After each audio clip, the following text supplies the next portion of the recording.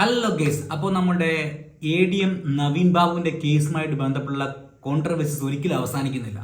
ഒരുപക്ഷെ നിങ്ങൾ എല്ലാവരും കേട്ട് കാണും. കുറച്ച് കാലങ്ങൾക്ക് മുമ്പ്, അതായത് കറക്റ്റായിട്ട് പറഞ്ഞു കഴിഞ്ഞാൽ ADMന്റെ ആ ഒരു സംസ്കാര ചടങ്ങിൽ ഒരു സ്ത്രീ വന്ന് മലയാളി വാർത്ത ഇൻസൈഡ് എന്ന് പറഞ്ഞ ചാനലിനോട് കുറച്ച് ബൈറ്റ് കൊടുത്തിരുന്നു. അത് നമ്മൾ നമ്മുടെ ചാനലിൽ അതിന്റെ വീഡിയോ ഇട്ടിട്ടുണ്ടായിരുന്നു. പക്ഷേ ആ സ്ത്രീ തന്നെ ഇപ്പൊ വീണ്ടും മലയാളി വാർത്ത ഇൻസൈഡിൽ കുറച്ച് കാര്യങ്ങളുടെ അപ്ഡേറ്റ് ആയിട്ട് അവരൊരു ടെലിഫോണിക് കോൺവെർസേഷൻ കൂടെ പറഞ്ഞിട്ടുണ്ട്. ആ സംഭവത്തിൽ പറഞ്ഞ ആ സ്ത്രീയുടെ പേര് വീണാമണി എന്നാണ്. അവരൊരു പരിസ്ഥിതി സംരക്ഷകയാണെന്നാണ് ആദ്യമായിട്ട് നമ്മൾ കേൾക്കുന്ന വിവരം. പിന്നെ പലതരം NGOസിലും അതുപോലെ 18ഓളം NGOസിലും പ്രവർത്തിക്കുന്നെന്ന് അവർ തന്നെ പറയുന്നുണ്ട്. അവർ പറയുന്ന പല കാര്യങ്ങളും ഈ ഒരു കേസുമായിട്ട് ബന്ധപ്പെടുത്തി നോക്കുമ്പോൾ പല തരത്തിലുള്ള എന്താ പറയുന്നത് വിചിത്രമായ സംഭവങ്ങളാണ് നമുക്ക് മനസ്സിലാവുന്നത്. അതായത് ഒരു സ്ത്രീ വന്നിട്ട് തങ്ങൾക്കുണ്ടായാലും തങ്ങൾക്ക് നേരിട്ട് അറിയാവുന്ന ഒരു വ്യക്തിയെ പറ്റി അയാളുടെ ആത്മഹത്യയല്ല, നേരെ മറിച്ച് അതൊരു കൊലപാതകമാണെന്ന് 150% വ്യക്തമായി കാര്യങ്ങൾ മീഡിയാസിനോട് വിളിച്ചു പറയുമ്പോൾ ആ കാര്യങ്ങൾ നമ്മൾ കേട്ടില്ല കണ്ടില്ല നടിക്കുന്നത് ശരിയല്ല. ആദ്യമായിട്ട് നമുക്ക് പറയാം, ഈ വീണ മണി എന്ന് പറഞ്ഞ സ്ത്രീയെ കുറിച്ച് ആർക്കെങ്കിലും അറിയത്തില്ലെങ്കിൽ കൂടുതൽ ഗൂഗിൾ ചെയ്ത് തപ്പി നോക്കി സമയം കളയേണ്ട. കാരണം ആ സ്ത്രീയുടെ കൂടുതലായിട്ടുള്ള വിവരങ്ങളൊന്നും ഈ ഗൂഗിളിലൊന്നും അവൈലബിൾ അല്ല. പക്ഷേ യൂട്യൂബിൽ പണ്ടെങ്ങോ 2014 ഈ സ്ത്രീ കൊടുത്ത അല്ലെങ്കിൽ ഈ സ്ത്രീ ഒരു പ്രശ്നത്തിൽ നിരാഹാരം കിടന്നൊരു സംഭവം കണ്ടിട്ടുണ്ട്. അപ്പൊ ആ സംഭവത്തിലെ ചെറിയൊരു സംഭവം എനിക്ക് ഞാൻ വെച്ച് തരാം, ഒന്ന് കണ്ടുപോകും.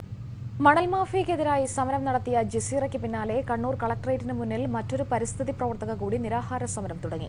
മരങ്ങൾ നശിപ്പിച്ച പോലീസ് നടപടിയെ ചോദ്യം ചെയ്ത തന്നെ കള്ളക്കേസിൽ കുടുക്കിയ പോലീസുകാർക്കെതിരെ നടപടി ആവശ്യപ്പെട്ടാണ് വീണാമണിയുടെ സമരം.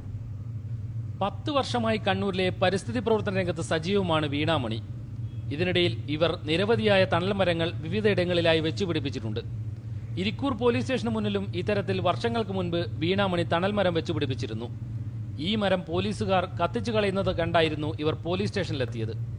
മരം കത്തിക്കരുതെന്നാവശ്യപ്പെട്ട ഇവരോട് പോലീസ് പറഞ്ഞത് ഇങ്ങനെ: നീയാരടി ഇവിടെ സ്റ്റേഷനിൽ വരെ SI ദിനേശ് സാറെ ചോദിക്കുന്നത്, ഇത് സാറ് എന്ന് എനിക്ക് വിളിക്കാൻ ഇപ്പം തോന്നില്ല. കാരണം എന്താണെന്ന് വെച്ചാൽ എന്നോട് മോശമായി പെരുമാറിയാളെ ഞാൻ പറഞ്ഞു ഇത് വാരി വിടില്ല. ഒരാൾ ഷർട്ട് അയച്ചിട്ടിട്ട് അശ്ലീലമായ രീതിയിൽ.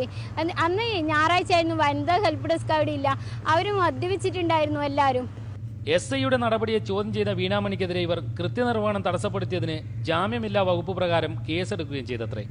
സമൂഹത്തിന് മാതൃകയാണ്ട് പോലീസ് ഓഫീസർ ഇങ്ങനെ ക്രിമിനൽ വാസന ഉണ്ടായിട്ട്. ADM നവീൻ ബാബുവിന്റെ കേസ് കേട്ടില് മലയാളപ്പുഴയിൽ വന്ന് ഫസ്റ്റ് ആയിട്ട് മലയാളി വാർത്ത ഇൻസൈഡ് എന്ന ചാനലിനോട് വ്യക്തമായും ക്ലിയർ ആയും ആ സ്ത്രീ കുറച്ച് പറഞ്ഞു കൊടുത്ത ബൈറ്റ് നമ്മളെല്ലാം കണ്ടിരുന്നു. അതായത് നവീൻ ബാബുവിന്റെ ഒരു ആത്മഹത്യയല്ല, അദ്ദേഹം ഒരിക്കലും ആത്മഹത്യ ചെയ്യില്ല, അദ്ദേഹത്തെ കുറച്ച് നമ്മൾ അറിയുന്ന സ്ത്രീയാണ് ഞാൻ എന്നൊക്കെ പറഞ്ഞിട്ട് അവര് കൃത്യമായിട്ട് കണ്ണൂരിൽ നിന്നും പത്തനംതിട്ട മലയാളപ്പുഴ വരെ സഞ്ചരിച്ച് ആ വീടിന്റെ പരിസരത്തെത്തി അവർ കൊടുത്തൊരു ബൈറ്റ് ആയിരുന്നു ഇത്. പക്ഷെ ആ സ്ത്രീ വന്നതിന്റെ പല വിഷ്വൽസും, അതായത് വന്നതിന് ശേഷമുള്ള പല കാര്യങ്ങളും നമ്മൾ കേട്ടിട്ടും കണ്ടില്ലായിരുന്നു. പക്ഷേ ഈ മലയാളി വാർത്ത ഇൻസൈഡിനോട് കൊടുക്കുന്ന ആ ചാനൽ ഒരുപാട് നാളുകൾക്ക് ശേഷമാണ്, അതായത് ഏകദേശം 1 മാസക്കാലത്തോളം ശേഷമാണ് ഈ ബൈറ്റൊക്കെ പുറത്തു വിടുന്നത്. പക്ഷെ ഇന്ന് അവർ തന്നെ ഈ മലയാളി വാർത്ത ഇൻസൈഡ് എന്ന ചാനലിനോട് വ്യക്തമായി ഒരു ടെലിഫോണിക് കോൺവെർസേഷനിൽ കൂടെ സംസാരിക്കുന്നതാണ് നമ്മൾ കേൾക്കുന്നത്. അത് കൃത്യമായി അതിന്റെ ഒരു കറക്റ്റ് ഡേഷൻ തോന്നുന്നു എനിക്ക് 10 മിനിറ്റുള്ള ഒരു ടെലിഫോണിക് കോൺവെർസേഷൻ ആണ്. ആ ഒരു കൃത്യമായിട്ടുള്ളത് നിങ്ങൾക്ക് മലയാളി വാർത്ത ഇൻസൈഡ് ചാനലിൽ കയറി കഴിഞ്ഞാൽ കാണാൻ പറ്റും. പക്ഷെ ഞാൻ ഇപ്പോൾ പറയാൻ പോകുന്ന കുറച്ച് പ്രസക്തമായ ഭാഗങ്ങളായിരിക്കും അതിന്റെ. അതായത് ഈ സ്ത്രീ അന്ന് വന്ന് പറഞ്ഞ കാര്യങ്ങളിൽ ഒന്നും തന്നെ ഇവരുടെ പേരോ കാര്യങ്ങളോ അല്ലെങ്കിൽ എന്താണ് ഇവരെന്നോ മാത്രമൊന്നും വ്യക്തമാക്കിയില്ലായിരുന്നു. ഇപ്പോഴാണ് അവരെന്ന് വന്ന് പറയുന്നത് അവരുടെ പേര് വീണാമണി എന്നാണ്. അവർ ഇതുപോലെ ഒരു NGO പ്രവർത്തിക്കുന്ന വ്യക്തിയാണ്, പല സ്ഥലങ്ങളിലും സഞ്ചരിച്ചിട്ടുണ്ട്, പല ഇതുപോലെ ഉന്നത നേതാക്കന്മാരുമായിട്ട് അവർ കണ്ടുമുട്ടലുകളും അതുപോലെ തന്നെ കൂടിക്കാഴ്ചകൾ നടത്തിയിട്ടുണ്ട്. അപ്പൊ അവർക്ക് ഒരുമാതിരിപ്പെട്ട ഇങ്ങനെയുള്ള സംഭവങ്ങളെല്ലാം തന്നെ കൂടുതൽ അറിയാവുന്നൊരു സ്ത്രീയാണ്. അപ്പോൾ അവർ അന്ന് പറഞ്ഞ ബൈക്കിലെ പല കാര്യങ്ങളുടെ അടിയിലുള്ള കമന്റ് ബോക്സിലും കണ്ടാൽ നമുക്ക് അറിയാൻ തന്നെ ഇവർക്ക് മാനസിക അസ്വാസ്ഥ്യമാണ്, ഈ സ്ത്രീ എന്തൊക്കെയോ പുലമ്പ് വിളിച്ചു പറയുന്നതൊക്കെ പറഞ്ഞിട്ടുണ്ടായിരുന്നു. പക്ഷേ ഇപ്പോൾ ആ സ്ത്രീ ടെലിഫോണിക് കോൺവെർസേഷനിൽ കൂടെ തന്നെ വളരെയധികം വ്യക്തമായിട്ട് ഈ ചാനലിനോട് പല കാര്യങ്ങളും പറയുന്നുണ്ട്. പക്ഷെ ആ പറയുന്ന സംഭവങ്ങളൊക്കെ തന്നെ നമുക്ക് ഇതിന് വ്യക്തമായ തെളിവുകളൊന്നും തന്നെ ഇവർ നിരത്തുന്നില്ല. CPM എന്നൊരു പാർട്ടിയെ അടച്ചാക്ഷേപിച്ചുകൊണ്ട് പല തരത്തിലുള്ള സംസാരങ്ങൾ സംസാരിക്കുന്നുണ്ട്. അതിന്റെ കയ്യിൽ ഇവർക്ക് തെളിവുകളുണ്ടെന്ന് പറയുന്നുണ്ട്. അതായത് നവീൻ ബാബുവിന്റെ മരണത്തോടനുബന്ധിച്ച് തന്നെ അവരുടെ കയ്യിൽ വ്യക്തമായ തെളിവുകളുണ്ട്, നവീൻ ബാബുവിനെ തട്ടിക്കൊണ്ടുപോയതാണെന്നൊക്കെ ഇവർ വ്യക്തമായിട്ട് പറയുന്നുണ്ട്. പക്ഷേ ഇതിൽ എത്രമാത്രം സത്യമുണ്ടെന്നോ അല്ലെങ്കിൽ ഇതിന് പിന്നാമ്പറങ്ങൾ എന്താണെന്നോ നമുക്ക് ആർക്കും അറിയില്ല. ഇതൊക്കെ അന്വേഷിക്കേണ്ട അടുത്ത പോലീസും അതുപോലെ ഇവിടുത്തെ നിയമവും മാത്രമാണ്. പക്ഷേ അവരൊന്നും തന്നെ ഈ സ്ത്രീയുടെ അന്ന് ഒരു മാസക്കാലത്തോളം കൊടുത്ത ഈ ബൈറ്റിന് പുറകിൽ ഒന്ന് പോകാനോ അല്ലെങ്കിൽ അവരെക്കുറിച്ച് കൂടുതൽ അന്വേഷിക്കാനോ ഒന്നും തന്നെ തയ്യാറാവുന്നില്ല. ആദ്യമേ തന്നെ ഈ സ്ത്രീ ഒരു തലയ്ക്ക് വെളിവില്ലാത്തൊരു സ്ത്രീയാണ് അല്ലെങ്കിൽ മാനസിക അസ്വസ്ഥതയുള്ള സ്ത്രീയാണെന്നൊക്കെ പറഞ്ഞ് ഒഴിവാക്കാനാണ് ശ്രമിച്ചിരിക്കുന്നത്. ഇതൊക്കെ ആർക്ക് വേണ്ടിയാണ്? ഞാനൊന്ന് പറഞ്ഞോട്ടെ, നമ്മൾ ഇപ്പോൾ ഒരു കുറ്റകൃത്യം നടക്കുമ്പോൾ അവിടെ നിങ്ങൾക്ക് 1000 ദൃക്സാക്ഷികൾ അല്ലെങ്കിൽ അത് കണ്ടുകൊണ്ടിരുന്ന ആളുകളൊന്നും കിട്ടാൻ സാധ്യതയില്ല. ചിലപ്പോൾ ഒരു ദൃക്സാക്ഷിയായിരിക്കും കിട്ടുന്നത്, ചില സാഹചര്യങ്ങളിലായിരിക്കും കിട്ടുന്നത്. ഇതൊക്കെ നമ്മളും നമ്മുടെ നിയമങ്ങൾക്കും അറിയാവുന്ന കാര്യങ്ങളാണ്. ഒരു സാധാരണക്കാരായ മനുഷ്യന് പോലും ഇതിന്റെ പുറകിൽ ഇത്രമാത്രം പലതരത്തിലുള്ള സംശയങ്ങളും ആരോപണങ്ങളും ഉണ്ടെങ്കിൽ നിങ്ങൾ നിയമവും പോലീസും ശക്തമായി ഈ കേസിലെ ഈ സ്ത്രീയെ കൺസിഡർ ചെയ്യേണ്ടതാണ്, അവരെക്കുറിച്ച് കൂടുതൽ അന്വേഷിക്കേണ്ടതാണ്. പക്ഷേ ഇവിടെ ഇന്നേ വരെ ഈ സ്ത്രീയെക്കുറിച്ച് ആരെങ്കിലും പോലീസ് ചോദ്യം ചെയ്തെന്നോ അല്ലെങ്കിൽ ഇവരുടെ നിന്ന് കൂടുതൽ വിവരങ്ങൾ കളക്ട് ചെയ്തൊന്നും കേട്ടിട്ടില്ല. എന്തുകൊണ്ടാണ്? ആർക്ക് വേണ്ടിയാണ് ഇതൊക്കെ? മരണപ്പെട്ട ആ സമയത്ത് തന്നെ ബോഡി ഒന്നും കൂടി കേരളത്തിൽ നിന്നല്ലാണ്ട് മറ്റേതും ഹോസ്പിറ്റലിൽ നിന്ന് പരിശോധിക്കണം എന്ന് പറഞ്ഞിട്ടൊരു ഇത് മേടിക്കാമായിരുന്നു എനിക്ക്. പക്ഷേ സാറിന്റെ വീട്ടിൽ ഒരു അഡ്വക്കേറ്റ് ഉണ്ടാകുമ്പോൾ ഞാൻ അതിന് പോകണ്ടെന്ന് വിചാരിച്ചിട്ടാണ് ഞാൻ പോകാഞ്ഞത്. അപ്പൊ ഇത്ര ശക്തമായിട്ട് അവിടെ വാദിക്കാനുള്ള കാരണം എന്താ? എന്തെങ്കിലും ആ ശരീരത്തിലെ വ്യത്യാസങ്ങൾ കണ്ടിരുന്നോ? ഞാൻ നേരിട്ട് കണ്ടതെന്ന് പറഞ്ഞാല് അത് കുറെ ഉണ്ട്. അതെനിക്ക് ഇപ്പം വെളിപ്പെടുത്തിയാൽ ഇവിടെ ഇനിയും കൂടുതൽ ശത്രുക്കൾ ഉണ്ടാവും. എന്ന് വെച്ചാല് എന്റെ ജീവിതത്തിൽ എനിക്ക് ഒരുപാട് ഇവരിൽ നിന്ന് അനുഭവങ്ങൾ ഉണ്ടായിട്ടുണ്ട്. അപ്പൊ അതിനേക്കാണ് ഇനി ഇപ്പൊ എന്നെ എന്തെങ്കിലും ചെയ്താൽ എനിക്ക് പ്രശ്നമില്ല. പക്ഷെങ്കിൽ ഞാൻ ഒരിക്കലും ആത്മഹത്യ ചെയ്യില്ല.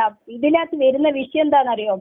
ഇനിയും ഇന്ന് നടന്ന വിഷയം തന്നെ. ഞാൻ 2 ദിവസമായി എറണാകുളത്ത് നിന്ന് ഇങ്ങോട്ടേക്ക് വന്നിട്ട് ഞാൻ നവീൻ ബാബുവിന്റെ കാര്യം തന്നെയാണ് ഞാൻ ഇതിലേക്ക് കൊണ്ടുവരുന്നത്, നമ്മുടെ ശ്രദ്ധയിലേക്ക് കൊണ്ടുവരുന്നത്. അപ്പൊ നവീൻ ബാബുവിന്റെ അന്ന് ഈ ശരീരത്തിൽ കണ്ട വ്യത്യാസങ്ങൾ എന്തൊക്കെയായിരുന്നു? ശരീരത്തിൽ കണ്ടതെന്ന് വെച്ചാലേ അത് ഞാൻ പറയുന്നത്, അവിടുന്ന് വണ്ടി എടുത്തിട്ട് സാറിന് ഗുണ്ടകൾ കൂട്ടിക്കൊണ്ടുവന്ന ഒരു വണ്ടിയില്. അപ്പൊ അവര് ഇതിനകത്ത് വരുന്നത് ഇവിടുത്തെ മുനീശ്വരൻ കോവിലിന്റെ അടുക്ക് ഒന്ന് കൂട്ടിക്കൊണ്ടുപോകുമ്പോൾ വേറൊരു വണ്ടിയിൽ കൂട്ടിക്കൊണ്ടുപോകുമ്പോ അതിൻ്റെ അകത്ത് നേരെ ആ ഡ്രൈവർ നമുക്ക് നുണമരിച്ചവൻ അടുത്താല് ആ ഡ്രൈവർക്ക് നന്നായിട്ട് സത്യം മനസ്സിലാവും ആ കണ്ട കാഴ്ചകൾ. പിന്നെ ഇവിടുത്തെ കലക്ടർ ഇവിടെ വന്ന മുതൽ ഒരു ജനസേവനം ചെയ്തില്ല ഇതിനു മുമ്പുള്ള.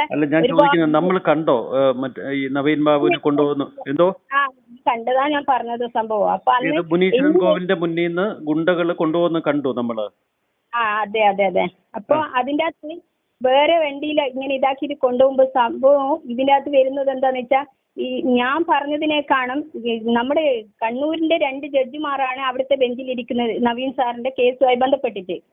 അപ്പൊ അവര് ശ്രദ്ധിക്കണം എന്ന് വിചാരിച്ചാണ് ഞാൻ നിങ്ങളോട് അന്ന് പറഞ്ഞത്. അപ്പൊ ആ മുസ്താഖ് എന്ന് പറഞ്ഞ ജഡ്ജും അല്ല അന്ന് പറഞ്ഞത് ഈ നവീൻ ബാബുവിന്റെ കണ്ണിന് എന്തോ തടിപ്പുണ്ടായിരുന്നു, അതെന്തായിരുന്നു സംഭവം? കണ്ണിന് രക്തം കല്ലിച്ചതുണ്ട്, കണ്ണിന്റെ താഴെയുണ്ട്, പിന്നെ നെറ്റിക്കുണ്ട്, പിന്നെ ഇവിടെ സൈഡ് ഭാഗത്തൊക്കെ ഉണ്ടായിരുന്നല്ലോ, പിന്നെ കഴുത്തിനുണ്ട്. അതായത് തൂങ്ങി മരണാണെങ്കിൽ കഴുത്തിന് ഇത്ര ചെറിയ നേരിയ ഒരു പ്ലാസ്റ്റിക് ആണെങ്കിൽ കഴുത്ത് ഒന്നുകിൽ മുറിഞ്ഞു പോകും, അതല്ലെങ്കിൽ പ്ലാസ്റ്റിക് പൊട്ടിപ്പോവും. ഇത് രണ്ടും ഉണ്ടായില്ല. അപ്പൊ തൂങ്ങിയിട്ടില്ല. ഇവരുടെ ഇന്റർവ്യൂ അല്ലെങ്കിൽ ആ ബൈറ്റിൽ നമ്മൾ കൊടുത്ത കാര്യങ്ങളിൽ വളരെ പ്രസക്തമായ ഒരു ഭാഗമാണ് ഇവിടെ വെച്ചിരുന്നത്. അതായത് നവീൻ ബാബുവിന്റെ കേസ് കെട്ടില് ഈ സ്ത്രീ ആദ്യം മുതലേ പല ആരോപണങ്ങളും ഉന്നയിക്കുന്നുണ്ട്. അത് സർക്കാരിനെതിരെ ഉന്നയിക്കുന്നുണ്ട്, അതുപോലെ തന്നെ പോലീസിനെതിരെ ഉന്നയിക്കുന്നുണ്ട്. ഇവർ ആദ്യം മുതലേ പറഞ്ഞൊരു കാര്യം, ഇവർ ഈ പറയുന്ന ഒരു കാര്യങ്ങൾ തന്നെ ജനങ്ങളിലേക്ക് എത്തിക്കാനല്ല ഇവർ ആഗ്രഹിക്കുന്നത്. ഇവർ എത്തിക്കുന്നത് എത്രയും പെട്ടെന്ന് കോടതിയിൽ എത്തി അവിടെ ഇരുന്ന ജഡ്ജിമാരുടെ മുമ്പിൽ എത്തി അവർ ഇതിനെക്കുറിച്ച് കൂടുതൽ അന്വേഷിക്കാൻ വേണ്ടി നിയമത്തിന് ഉത്തരവ് കൊടുക്കണം എന്നാണ് ഇവർ പറയുന്നത്. ആദ്യം മുതൽ ഇവരുടെ ഒരു സംസാരത്തിന്റെ ശൈലിയിൽ നമുക്ക് മനസ്സിലാവുന്ന കാര്യമാണിത്. ഇപ്പൊ സോയ്മൺ മാത്യു എന്ന് പറയുന്ന മലയാളി വാർത്ത ഇൻസൈഡിലെ ആങ്കർ ഇവരോട് സംസാരിക്കുന്നതാണ് നമ്മൾ കേട്ടത്. അദ്ദേഹം ചോദിക്കുന്ന ഒരു ചോദ്യത്തിന് ഇവർ കൃത്യമായ മറുപടി പറയുന്നത്, അതായത് മുനീശ്വരം കോവിലിന്റെ അവിടെ നിന്ന് അദ്ദേഹത്തെ ഒരു കാറിൽ കയറ്റിക്കൊണ്ട് പോയെന്നത് ഇവർ കണ്ടിട്ടുണ്ട്, അത് തട്ടിക്കൊണ്ട് പോകുന്നതിന് തുല്യമായ ഒരു സംഭവമാണ് അവിടെ നടന്നതെന്ന് ഇവർ വ്യക്തമായി എന്ന് പറയുന്നുണ്ട്. അയാൾ ചോദിക്കുന്നുണ്ട്, നിങ്ങൾ കണ്ടിരുന്നു അയാളെ ആരെങ്കിലും തട്ടിക്കൊണ്ടു? അതെ, ഞാൻ കണ്ടിരുന്നു എന്നൊക്കെ പറഞ്ഞിട്ട് ഇത്രയും സംഭവങ്ങൾ ഉണ്ടായിട്ട് പോലും ഒരു പരിസ്ഥിതി സംരക്ഷണയിൽ എൻജിഒയിൽ പ്രവർത്തിക്കുന്ന ഒരു സ്ത്രീയെ ഒരു മാനസിക അസ്വാസ്ഥ്യമുള്ള സ്ത്രീയാക്കി മാത്രം മാറ്റി നിർത്തി അവർ പറയുന്ന ഒരു കാര്യങ്ങൾ പോലും അംഗീകരിക്കാതെ അവരൊന്ന് ചോദ്യം ചെയ്യാനോ അല്ലെങ്കിൽ അവർക്ക് ഉണ്ടാകുന്ന പല തെളിവുകൾ നിങ്ങളുടെ മുമ്പിൽ ഹാജരാക്കാനോ നിങ്ങൾ അവരെ സമ്മതിക്കുന്നില്ല. എന്തു വേണ്ടി? ആർക്ക് വേണ്ടി? നിങ്ങൾ ആരെങ്കിലും ഭയക്കുന്നുണ്ടോ? നമ്മുടെ നിയമത്തിന് എന്താണ് തടസ്സം ഇത്? അല്ലെങ്കിൽ ചെറിയൊരു കേസ് ഉണ്ടായി കഴിഞ്ഞാൽ നിമിഷ നേരങ്ങൾക്കുള്ളിൽ പോലീസ് അതിന്റെ അറ്റവും വാലുമൊക്കെ പിടിച്ച് പലതരം വലിയ കുറ്റവാളികളെ പിടിക്കുന്ന സംഭവങ്ങൾ നമ്മൾ കണ്ടുകൊണ്ടാണ്. പക്ഷെ എന്തുകൊണ്ട് നവീൻ ബാബുവിന്റെ കേസ് കെട്ടിൽ ഇങ്ങനെ സംഭവിക്കുന്നില്ല? ഇത്രയും ഉന്നത ഒരു പദവിയിലിരിക്കുന്ന മനുഷ്യന് ഇങ്ങനെ സംഭവിക്കുന്ന സാധാരണക്കാരന്റെ അവസ്ഥ എന്താണ്?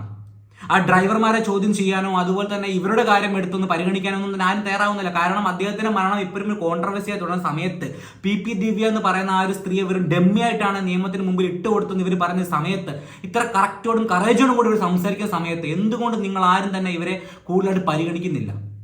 ഒരു പക്ഷേ നിങ്ങൾ ആരെങ്കിലും സംരക്ഷിക്കാൻ നോക്കുന്നുണ്ടോ?